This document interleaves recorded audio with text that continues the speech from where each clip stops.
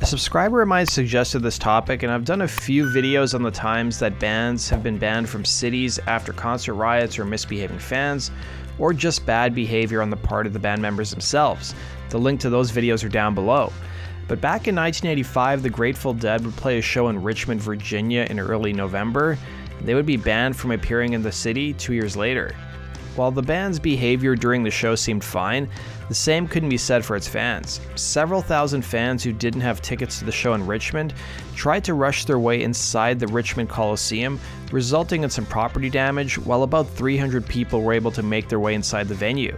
The police were soon overwhelmed and had to call in reinforcements, some of which were on horses, to quell the crowd.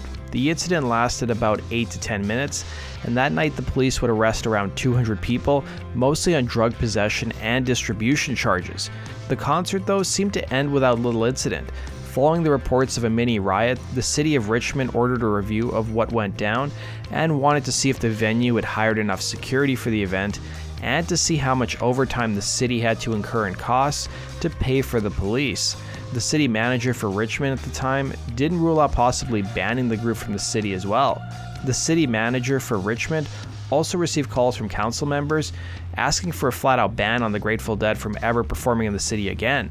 Not helping the police in Richmond was that they were already dealing with an overcrowded prison system. Just ahead of the Grateful Dead show, the state corrections department had to release a number of prisoners to deal with the issue of overcrowding. Add to that problem that you had 200 people who were arrested following the Grateful Dead show, and they were basically back to square one. About 50 of the 200 people who were arrested by the police following the concert couldn't make bail. Most of those people who would be jailed were arrested on the possession and distribution of drugs, including pot and LSD. Friends of those who were jailed were left crowding the prison to see the status of those close to them, and the Richmond Times-Dispatch would write in 1985, and I quote, "By the middle of Friday night, the earlier cries of 'I need tickets' it changed to 'spare some money for bail.' People with cups sought donations to get friends out of jail.